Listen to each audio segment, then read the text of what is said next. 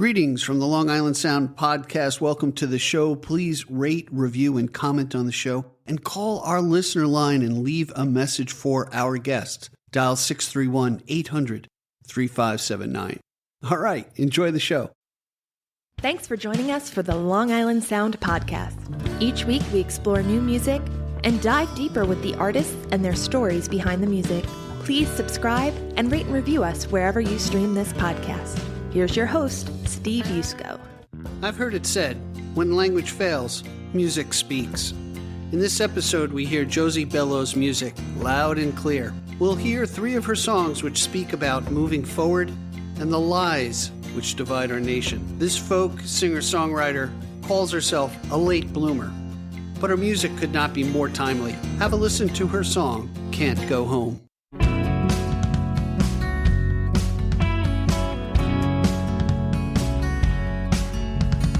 Nothing to say, I run out of words. I got no more nouns, no more verbs, no more adjectives. I got no more action expletives. Got no way to justify, no way to testify.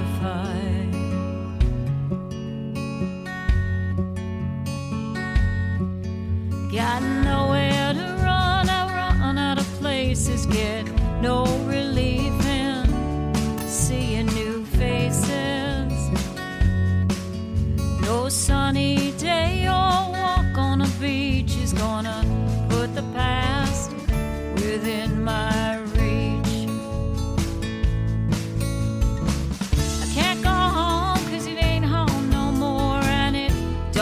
The way it did before. Not the same people, not their same ages. No gain to be made from the wishing and a waiting. This time move steady, I hope and pray we'll all be together again someday.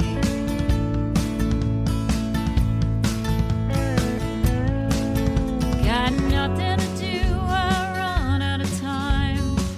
got no way to share my last rhyme. Never wrote it down, never put it to song. No time left to right any wrongs. The universe is pushing me along. I can't go home 'cause it ain't home no more. Exist the way it did before. Not the same people, not the same places. No gain to be made from a wishing and a waiting. This time move steady, I hope and pray we'll all be together again someday.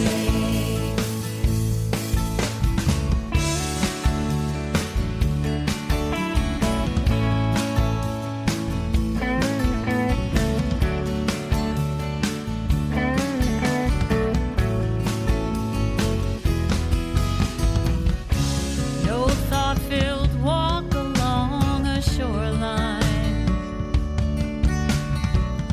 can change what remains or reverse the time. Can't go home 'cause it ain't home no more, and it don't exist the way it did before. Not the same people, not the same places. No gain to be made from a wishing and a waiting. Time move steady, I hope and pray we'll all be together again. Can't go home 'cause it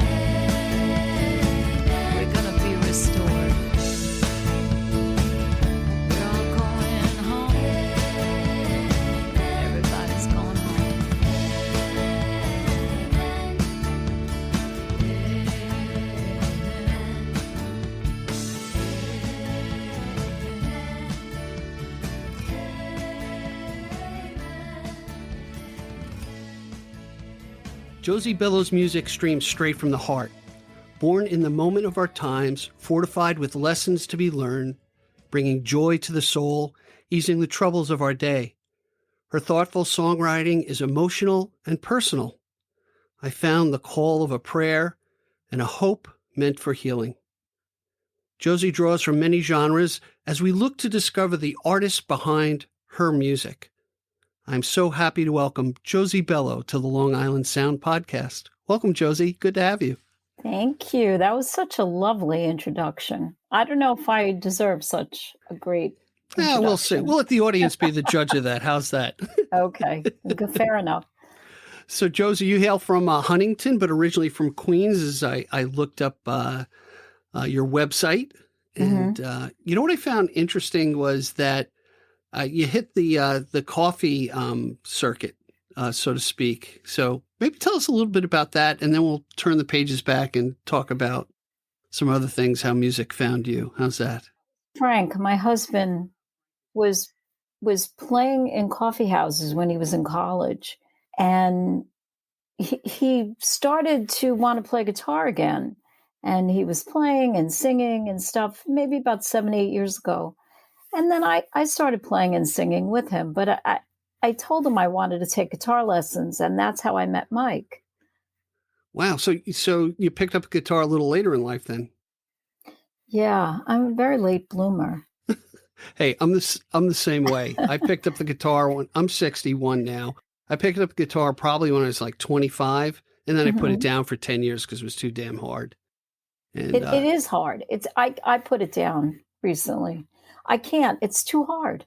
Yeah, it's you know what helped me? What helped me was YouTube. If someone can show me, then I can play it. And guitar tabs helped out a lot.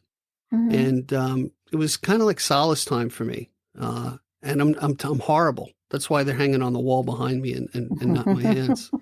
Mine are on the floor over there.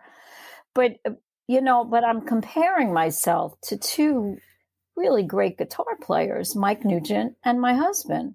So the bar is very high. I'm better off just sticking to keyboards, I hear you. When did you start playing the keys?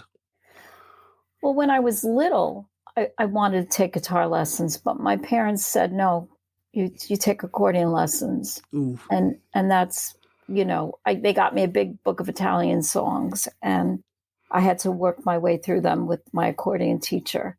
And later on, the accordion just wasn't the greatest fit for me because I enjoyed singing.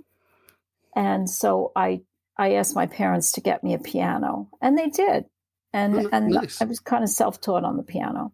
That's how it started in my family. I have come from Polish heritage, so the accordion is like an appendage. And, the dream was to have my sister Christine play the accordion, and she started for a little while. And then that was a tough instrument. But then we both her and I shared piano lessons with Mrs. Wallace. And we'd have to listen to each other's lessons, which was torturous for the both of us, I'm sure. But it's a good way to start, though, on the piano. It gives you some structure to music and what have you.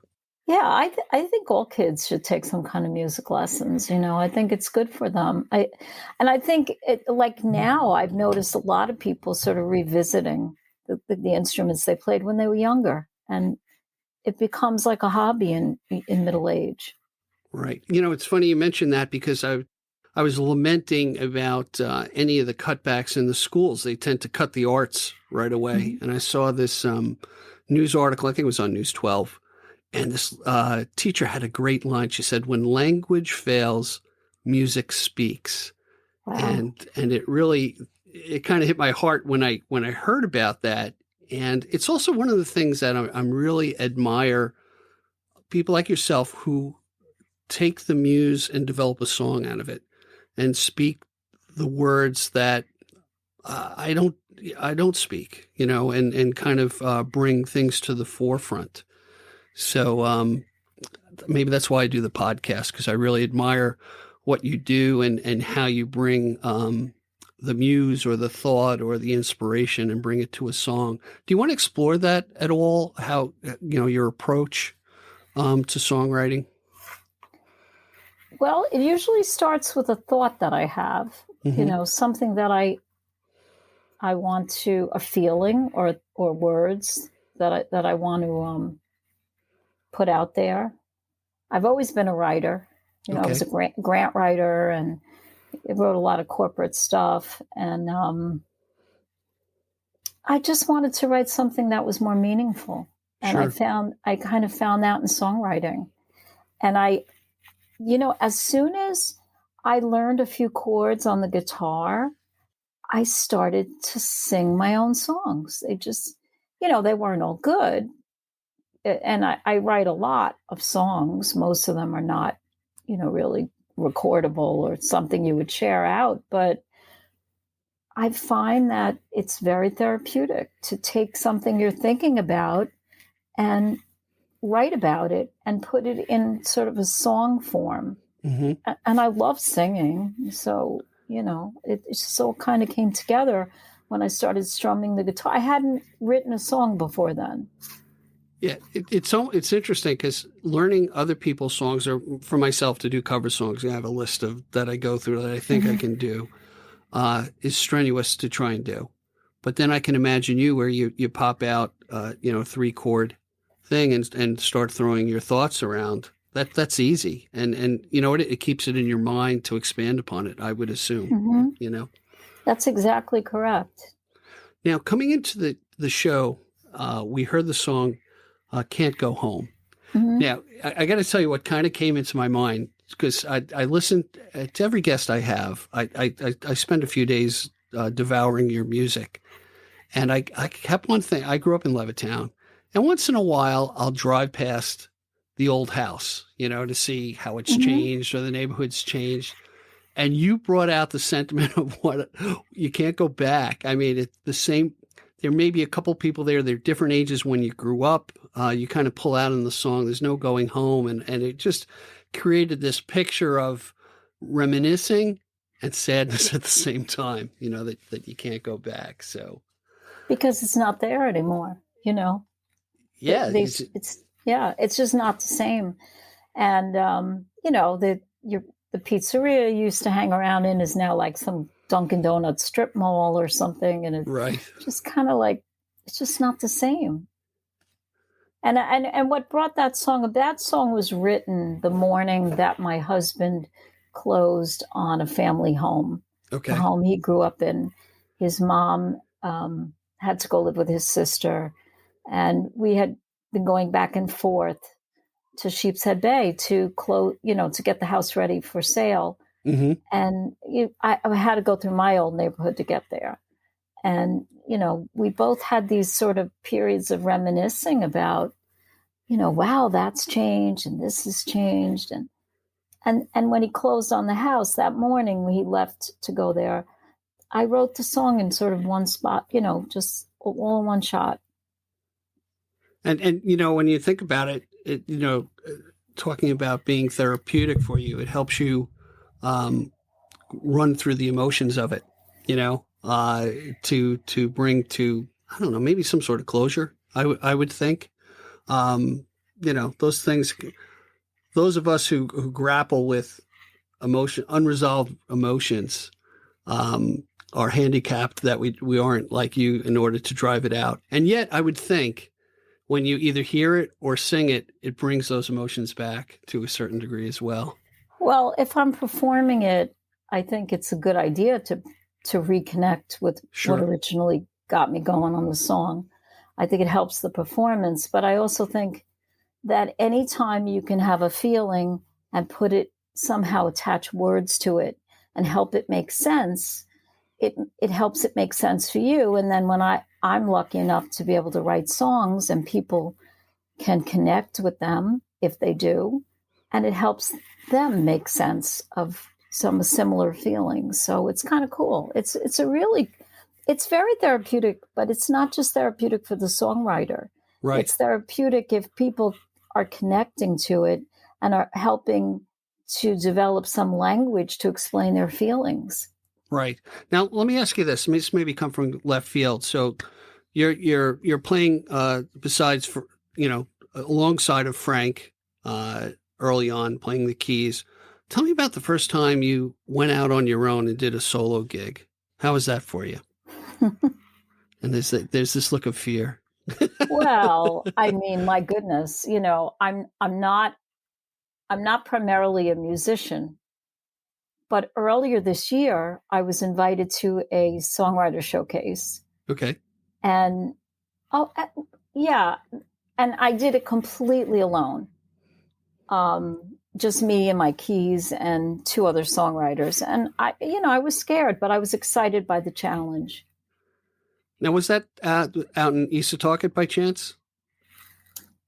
It Dave Black Promotions. I don't know if you know Dave Black. He did and it was me, Kelly Baker, and somebody else, Rick Eberly. Okay.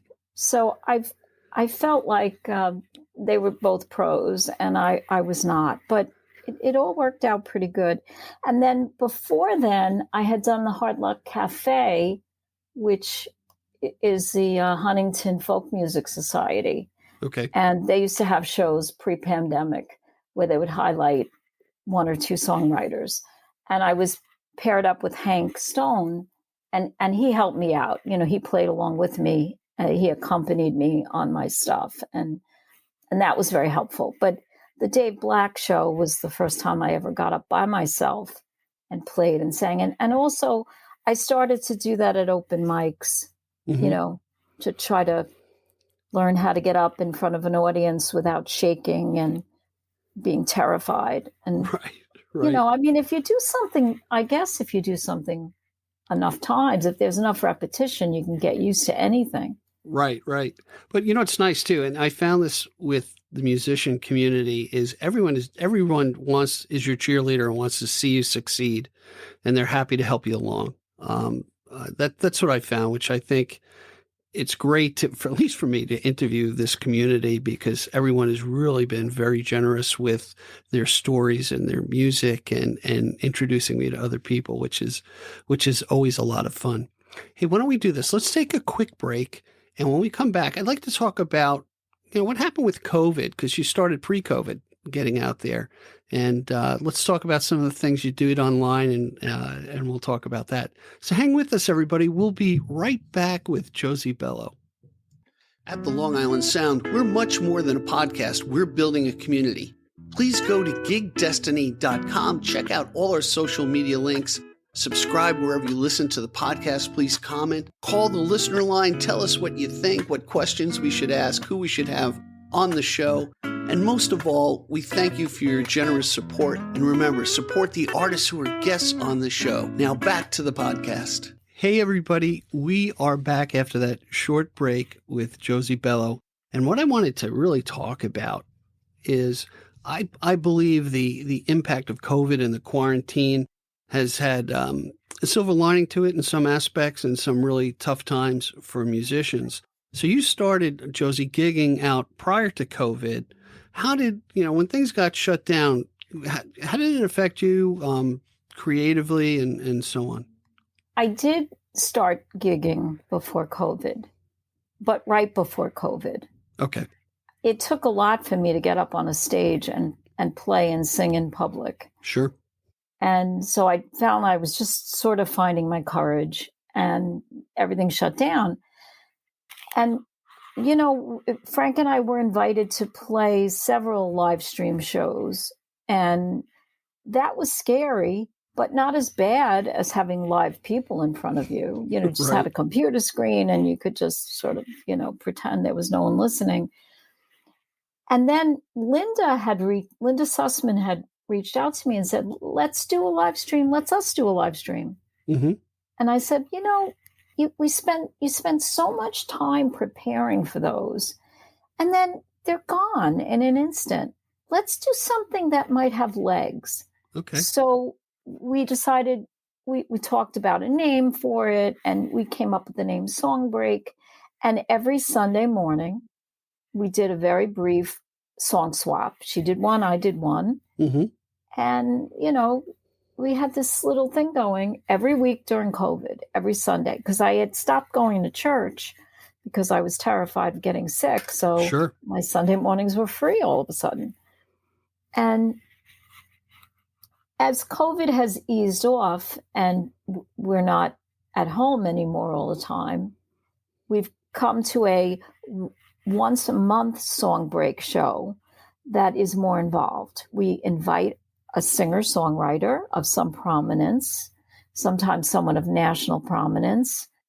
We had Christine Lavin, and we have some people on tap that are, coming up that are national prominence. And it's been very interesting. And we do a 3-way song swap, and we interview them, and our fan base, our community is learning from this, and it's just been terrific. And Linda's great to work with. She's very organized. She's very detail oriented. I'm sort of like, come as I go a day. I mean, you could tell. Come saw, right? Yeah, I mean, like we're supposed to start at 7:30. When did I sign on? 7:29. Of course. I got a whole minute. I mean, come on. As my daughter says, for us to procrastinate, hey, we get everything done in a minute or two. So exactly. We're actually more efficient. We just can't, encapsulate it and, make that work. But it's been a lot of fun. Yeah, and, I've listened to a few of them, and it's great because you bounce off each other, and then the dynamic of 3 people is interesting to juggle, but you can always refer to the songs, which I think is great. But you touched on one word, and that's building community. And expanding upon that, and that's where the word goes viral and people start tuning in. We'll leave some links for those who are new to our program. We have chapter marks of everything we talk about. So Linda Sussman was a previous guest on the show, and so was Kelly Baker. And so we'll put the song break link for, I believe you do it on Facebook, so people can check it out there, and maybe you'll get some more future guests out of it. But what's interesting with what happened with quarantine, even with my podcast, this podcast started back on January 28th. And it was really a fruit of, okay, how do we get the word out about musicians, and where can it be a win-win scenario? And it's been, honestly, an unintentional consequence for me to become a podcast host. I mean, I did not want to put that on my resume, but I'm having fun doing it. And, having a platform where you can reach other people and expand upon it, I think is key. And that's what's great about Song Break as well. You're kind of working off each other to get the music out there, which I think is the name of the game. Yeah. And actually, I want to mention that the other good thing about doing that weekly song swap with Linda, and even continuing with Song Break, is that it's a place to workshop the new songs. You can actually perform new songs, which is what I used to do at open mics, to sort of see people's reactions. But it's very helpful, I think. And I found out the hard way. It's better to play new song out a number of times before you record it, because it's richer, because you have all that input, whether it's not so much what people say, it's how they react to your song. Oh, interesting. And, yeah. Now, when you do your song break, do you have a chat feature? Do you have people comment? Okay. So you're getting that instant feedback. You get some feedback. Yeah. Yeah, that's nice. I was just thinking about comedians who work the circuit and go out there and test their material out and fine tune it before they actually, hit the big stage, the late night shows, and they still do it, even the pros. I didn't have any intention of actually performing. I just like songwriting. And, when I showed Mike some of my songs, and he said, oh, we can record those. And I'm like, well, I don't really want to record them. And he said, yeah, let's do that. He said, we'll make demos. So my first album was demos. And I kind of grew into it. Josie's talking about a mutual friend, Mike Nugent, who's also my guitar teacher, although he may not admit to being my guitar teacher if you heard me play. Because I need... You sound like me. a few hundred more lessons to get us through. But Mike is a generous heart of a guy, and just a superb musician that puts spice and flavor to anything. And he knows the world, right? He knows everybody, or everybody knows Mike, and he could lead songwriters to add this musician or that musician to get a different texture to the music. I'm probably speaking for you, but I assume I'm right in the way Absolutely. that he's approached it, and he's so encouraging. I got just a quick aside. Mike was my very first interview. He had the guts to actually say, I'll do a podcast, and I look back and I'm like, oh man, I was horrible. but that's what friends are for, right? To help test things out. So I think it's cool. I think the more you do something, the better you'll get, hopefully. Yeah, you got to work. Yeah, you got to work it, before you can master it or come close to it. Woodshed it. Right. That's a Mike term. That's a Mike term. Hey, I want to talk about the next song we want to profile, called They Lie. Mm-hmm. And what's interesting in the dialogue of politics that's happened over the past few years, and I'm just going to talk about, I've isolated myself from people because I just I can't take it. It's just like they drank the Kool-Aid type of thing. And it's difficult. So I end up avoiding conversations, but then listening to your song, it really kind of brings out what's in my heart about certain things. I don't know. Maybe you tell me how the song came about for you. And by the way, kudos to you for doing this. And taking a social stance on things. I got fed up one night. I was flipping around the channels. I watch cable news. I watch mostly MSNBC, but I also watch CNN, and so I'll tune into Fox and say to myself, how are they spinning this? Mm-hmm. And I was amazed. I've been amazed at how a completely different set of facts is being reported by 3 different major cable news outlets. And I just thought, how can this be right? Right. And people that don't think certain things or don't agree with you are people who maybe just watch one of those networks. And it's not so much that they drank the Kool-Aid, it's that they're being indoctrinated, And this is, to them, a reliable news source. And they're perfectly comfortable with the idea of alternative facts. And that, to me, is the craziest concept I've ever heard. And at the end of the day, I feel like the people that support misinformation are people that are just in it for profit. Mm-hmm. They don't really care about anything else. And that's what the chorus of the song is about, manipulating the street, manipulating Wall Street, or whatever that stands for. I don't even understand the mechanics of how that works somehow, but it's all about chasing the dollar. Yeah, it seems to be whatever narrative that'll fit into the audience that we're looking to attract. We'll just keep going down that rabbit hole.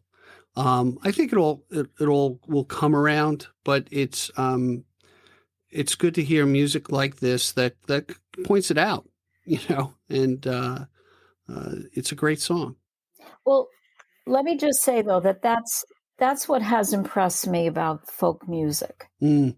Is its message. It can be message oriented, and it can get information out there, it can get ideas out there, and it can get people to think things in a new way. And it's very powerful. Music is extremely powerful. Oh, I agree. And what I believe music can do, because we're both listening to it, there's that potential for people or the audience to dialogue about it, not get a monologue or get fed certain things, but hey, let's talk about, that reminds me of this or that. And maybe that's what we need to do, is there needs to be more dialogue instead of monologues backed up by money, Yeah, like get people to think. Right. And what kind of surprised me, because I visit different genres with my guest. How strong? I don't know. I wouldn't call it a revival, but the folk Americana blend of music, even bluegrass.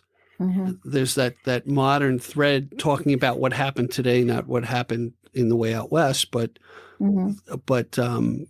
things about our times, our current events. And, everybody thought, folk music was dead when Dylan went electric. No, it's got resilience, and we'll talk about that word a little deeper into our episode. So why don't we take a listen to They Lie, and we'll be right back after the song.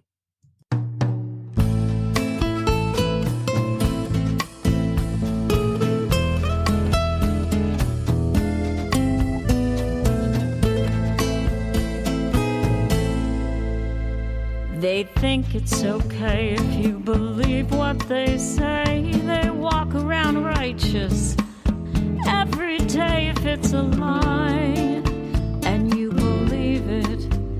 Does it matter to you that it's a lie?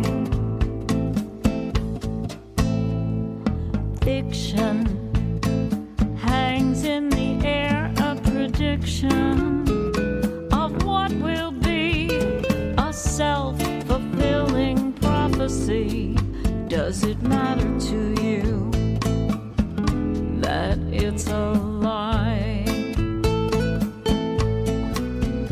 It's a thin white line running down the street where the truth and the lies always meet, and the asphalt cracks in the heat of the day while the walk all over it and say, manipulate the street, it'll go our way.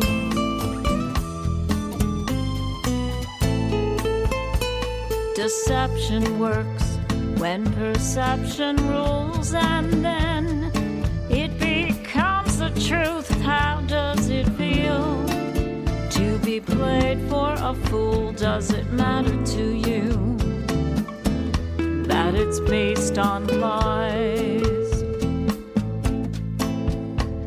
The end justifies the means when it's all about the money, the power, and the greed. Get the bear to behave, and the day is saved. Does it matter to you that it's a lie? It's a thin white line running down the street where the truth and the lies always meet, and the asphalt cracks in the heat of the day while the leader and his minions walk all over it and say, manipulate the street, it'll go our way.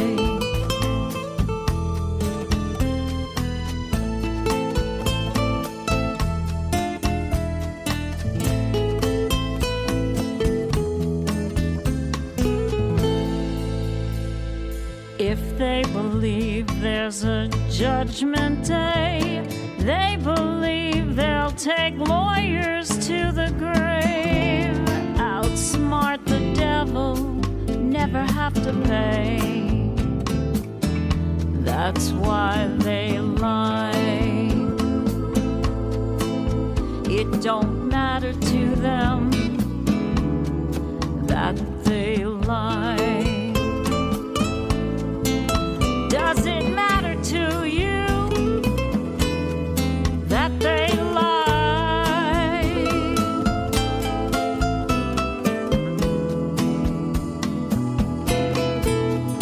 They lie. Hey everybody, we're back. What a great song. Love folk music because you get right to the heart of social justice issues and speak the truth that we all need to hear. So everyone's got to play and listen to that song. By the way, you can find Josie's music on Spotify. Just look up Josie Bello, and you'll see the artist right there. Hey, I want to just, I'm going to digress and do a commercial here real quick. I have a thing called the listener line, and I'm really interested in the audience's questions for artists. particularly from singer-songwriters, some new singer-songwriters who are looking to promote their music. How do you get it done? I'm looking for questions on that, and I'm looking for answers too, because Josie and I were talking offline, and with the cacophony of the jungle of content that's out there, everyone is struggling to be heard. We want our music to be heard. So that's a little selfless self-promotion here. That's why I do the podcast. It's just another platform to get, one, the music out. And this is my thought is, hey, if you get to know the artist behind the music, you probably want to explore more of their music. So that's where we go with that. But even when I started my website, gigdestiny.com, I was trying to help a couple of guys get gigs during COVID, it's a full-time job. And I have a full-time job, which is not podcasting. And the wife said, hey, got to do what's paying the bills, So it is a full-time job getting your music out there. So we're interested in exploring that and seeing what's successful. But, well, Josie, you're doing it with Songbreak, right? You're exposing yourself at least locally and potentially nationally. There's radio stations to get out, but it's tough to get people's attention. And I think the key, and I'll get off my soapbox in a second, is networking, just like anything else. Just like anything else, absolutely. And there are some local stations like the Stony Brook station that has some specialty shows. So, if you're a blues artist, you can reach out to the guy that does the blues shows, or if you're a country Americana artist, you can reach out to Mary Lamont, who does the Americana shows. I think that the local DJs are very approachable. You can send them your music and they will listen. And if they like it, they'll play it. Right. You have to do you have to woodshed the grassroots stuff. There are several clubs out there that will take a shine to original music. They're few and far between, in my opinion. And you have to do the hard work. And I've seen you do this, the libraries going out and doing open jams, open mic sessions to get out there. And little by little, I believe the rain wears the marble, and you never know. You may not know immediately, but eventually the word gets around and you get more exposure out there and people get exposed to your music. But you have to play live, right? Yeah, and there are a lot of people that write songs. So I have run a few original open mics, and it's surprising how many people write music, and much of it is good. Right. But then it's pulling I can't say how many times have you listened to something on the radio and go, I could have done that. I could have wrote that. And, or the other thing that kills me is talking to singer-songwriters, and it's rare. They'll 1 out of 1,000 songs. Oh yeah, I did it in 15 minutes, or I woke up from a dream and it was all written for me. And I'm like, son of a bitch. Does that happen to you, or is no? No, it's more of a process for you. A lot of times things come out very quickly, but then, you want to refine them. So it takes time. You want to find exactly the right word for a space, for a spot in the song and the lyric, or just the right rhyme. And I'm in no hurry to get the song exactly where I want it. It's not like I have a contract or I have to produce material. Right. You do it in your own sweet time. Mm-hmm. And then we were talking about, going out and taking, so you said on Songbreak, you've taken new songs and kind of hash them out on Songbreak. And I guess you do that when you go out and do your open mics and what have you. That's a Absolutely. Good process. Yeah. I mean, every time you play a new song, you can see how the audience is reacting, or, I mean, at an open mic, I wouldn't pull out a brand new song at a gig, but open mics, it's a good practice, and it's good to test the waters, and it's good to see what it feels like to actually sing that song in public, which is a completely different feeling than when I'm a rock star in my living room Right. because, everything goes over here. My dog is like such a great little fan. And as long as I'm going to give her a treat, she doesn't care. She'll just sit there and listen to anything. And I feel like, I really got someone's attention, but it doesn't work out there in the real world. So she doesn't wag her tail like a metronome in time to the song or anything like that. Tell me. No, but she does howl. She does howl sometimes and try to sing along, which I think is pretty cool. That is pretty neat. So tell me about the first time that you went into a studio. How was, because this is by the way, this is totally foreign to me.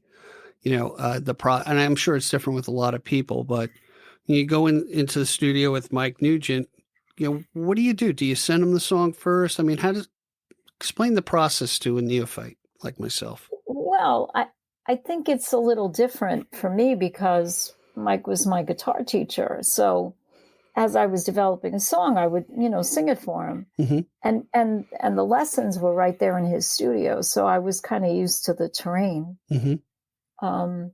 But the first time I recorded something there, he put me in something that was sort of like a phone booth, right. That he has in the back of the studio. Yep, I know it.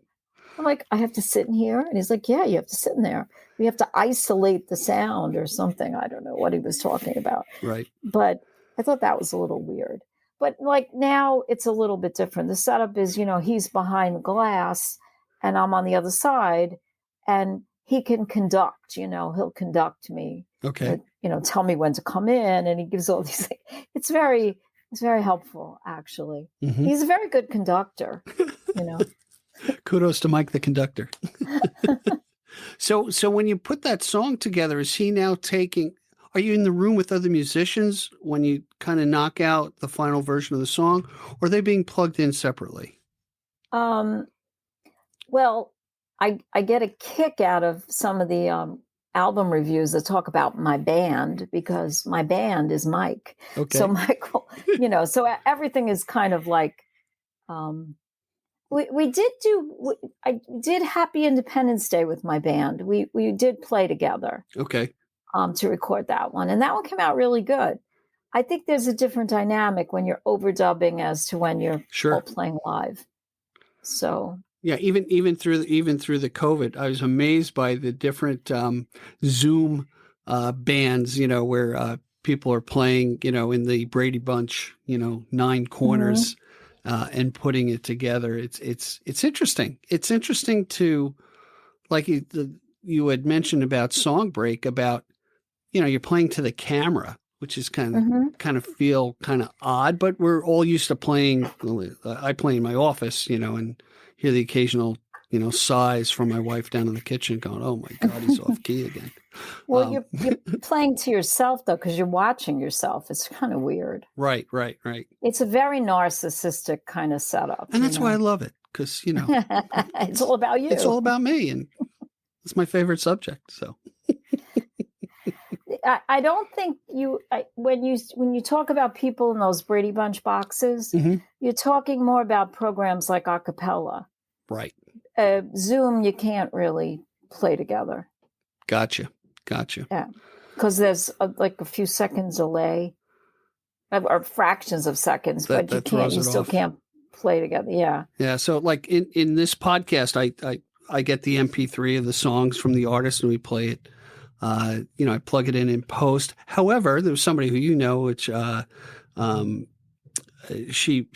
Rory Kelly, mm-hmm. Great musician, had the guitar and she has every great microphone and setup. Dad's studio guy, mm-hmm. and she goes, "Oh, I'm going to play live." I'm like, "Oh, okay," and she did great, My mistake was thinking, oh, everybody can do that. And I've had subsequent interviews where it just didn't work out the same. But she's a phenomenal artist.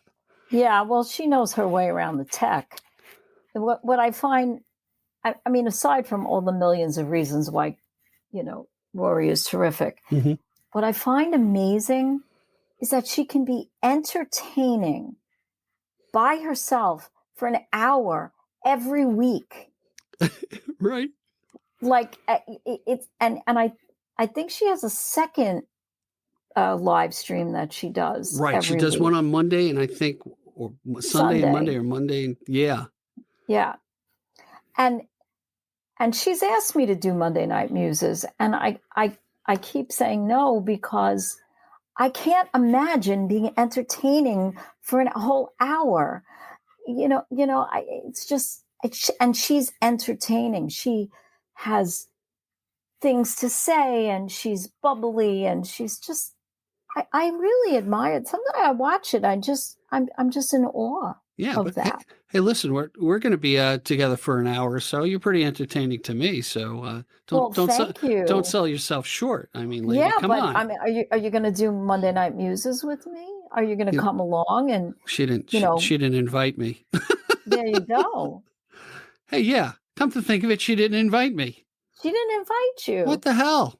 I'm gonna have to send. So what was interesting about through my daughter, through Rory, was finding out about this tech, right? Twitch. I had no idea what Twitch was. Right. And Twitch is a video streaming platform that was made for gamers, actually. So people, guys sitting on their couch eating Cheetos can stream and wear the headset and have a lot of fun. And she took it. And they have a lot of those Cheetos icons. Do they really? Like you're trying to find the applause button, and it's either Doritos. It's Doritos. Is it Doritos? There's a lot of Doritos. You give somebody, like, instead of clapping icons, you give Dorito icons. Oh, great. Yeah. Fill the bag up. But that's where the creativity, I think, comes out, especially in quarantine, finding out these different ways to go out. But yeah, entertaining yourself. She is entertaining. So what I did, and I'll talk about this with her Twitch thing, which blew me away. It was probably a Monday night. It was towards the end of her Twitch show, and it was coming on 9:00. And she said, okay, we're going to take our audience and we're going to go raid somebody else. I'm like, what the hell is she talking about? And next thing you know, I'm watching some gal out of Nashville, singer-songwriter, and again, this is a generosity of musicians. She just took her whole audience, don't know how big it was, doesn't matter, and brought it to another venue, another Twitch show, which I thought, wow, that's so cool. I mean, how we can... Apparently the raid is like the raid. A Twitch thing, Yeah, they all do it. It's hysterical. Go figure. These people are always having fun. Who are these? Aren't they weighed down by the worries of the world? They have too much fun. They're always laughing and yucking it up. And I'm like, hey, people, watch the news. It's horrible out there. And they're happy and they're living in their own bubble. I think I'm going to try it. It sounds very appealing to me, especially the Doritos part. I like that. But I also... I think it's interesting that songwriters frequently will say it's harder to write a happy song. It's easier to write out of sadness and worry or, sad things. And I think that there's something to be said for that. Well, even if you think, to get a little biblical, because I did recognize a certain thread of spirituality through your songs and a prayer. I spoke about that prayer, and I say that with great reverence. If you think about the Psalms that David wrote, they're all laments. Hey, this sucks, God, and they usually end on an up. But I still believe in you, and I still believe in your goodness, that sort of thing. And maybe that's the model or the approach to take. But we're all New Yorkers. We got to complain about something. So maybe absolutely. From a sad place, hey, this sucks, but hey, there's always tomorrow. I could make a full-time job out of complaining about things. Can you? My dad was my great nature. at it. My dad had like an art. He was artful at it. Maybe I'm getting like my dad because I'm pretty good at it too. But I also think that you're more motivated to write. I know I am. When something's really bothering you, or when you're happy, you're just off being happy. You're not really thinking about songwriting so much. Right. See, with me, it's not to do it online, but to write about it. And as my daughter would say, put it aside and revisit it and decide, do you really want it out in the world? And now that's good judgment. Yeah, she's got better judgment than than I had in the past, for sure. But it's also, I find it therapeutic, and we're kind of coming back to your earlier statement of sometimes you just need to put it out there and just say it and release it from being a chip on at least a chip on my shoulder. It'll come back, but sometimes to exhale it out of your system in a song or in prose. That's why I like creative writing too. Mm-hmm. One of the best courses I ever took in high school, where you actually thought, hey, I can be imaginative. I can write it. Don't write enough. Want to write more, but now I'm getting more opportunities to do it. So, I think that's why songwriters want to be heard, mm-hmm. because you do write things that are meaningful to you, and you do write things that you want other people to hear, that you want to convey certain messages, and then it becomes very frustrating when you can't be heard. Right. It's very hard to be heard. I mean, you mentioned all of the information and the music and everything that comes at us, and there's just a lot out there, and it's very hard to distinguish yourself. Mm-hmm. And you know what? I think one of the things, as you were talking about that, as I was listening to you, what's interesting to me is whether it's, I've done speeches and not the worst thing, but when somebody goes, oh, that was great. That was really nice. Wow, you're really good. I don't like hearing that. I rather hear, wow, that touched me. That reminded me of this. Because then you go, all right, it hit home for a moment. That's what I want to hear. I don't think people verbalize that as much. Just because you're willing to put that out there, and you may touch them, all they're willing to say is that was great. They're not necessarily in a situation where they want to disclose how it touched them.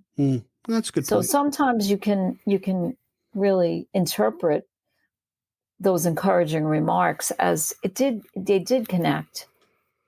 Very good. Hey, I did want to mention, we do share a love for a certain guy named Bruce Springsteen. So I was happy to read that in your bio. And his last album I thought was just phenomenal.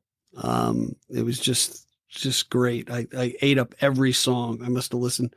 I listened to that album like I used to listen to vinyl when I was a kid, mm-hmm. where you just play side one, flip it over side two, play side one, and keep on going. That's what I felt about Springsteen's last album. So that's the one with 1,000 guitars on it. Yeah, and which leads us into wow, you like that? You're good. Yeah, you're getting it. So the third song that we have from Josie is The Sound of Guitars. Do you want to talk about that before we hear it or after we hear it? Sure. No, I would like to say that I was the inspiration for that song mm-hmm. is actually Linda Sussman.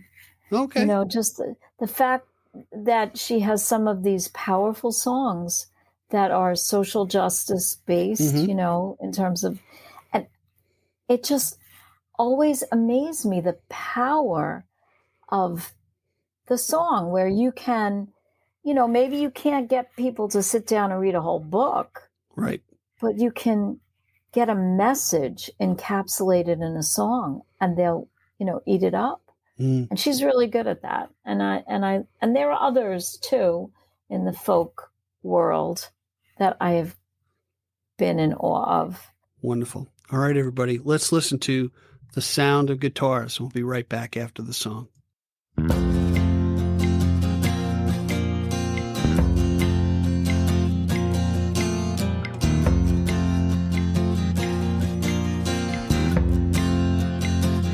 The sound of guitars in the night rips through my fear,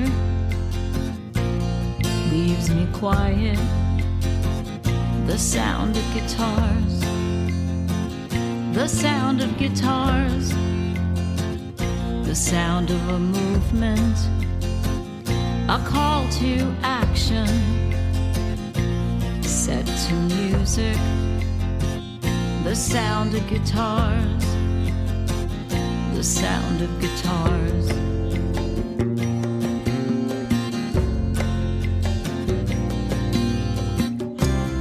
Put down the guns, give up the hatred, love one another, heal this nation. No more division by color, replace it with the sound of guitars. The sound of guitars. The sound of guitars. The sound of guitars. The sound of rising, answering a call. No longer silent, a message for all. Music revealing, words for the feelings.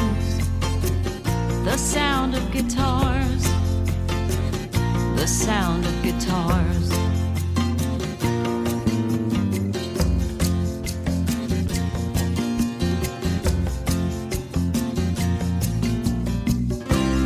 Put down the guns, give up the hatred, love one another, heal this nation. No more division by color, replace it with the sound of guitars. The sound of guitars. The sound of guitars. The sound of guitars.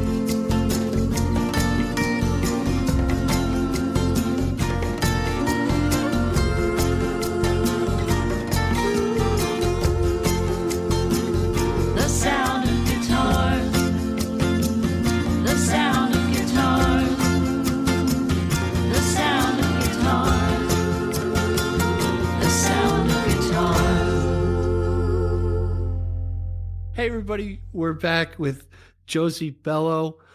What I find so interesting about our conversation is we said offline that you started 7 years ago, and you've got a body of work that you're catching up to, which I think is great.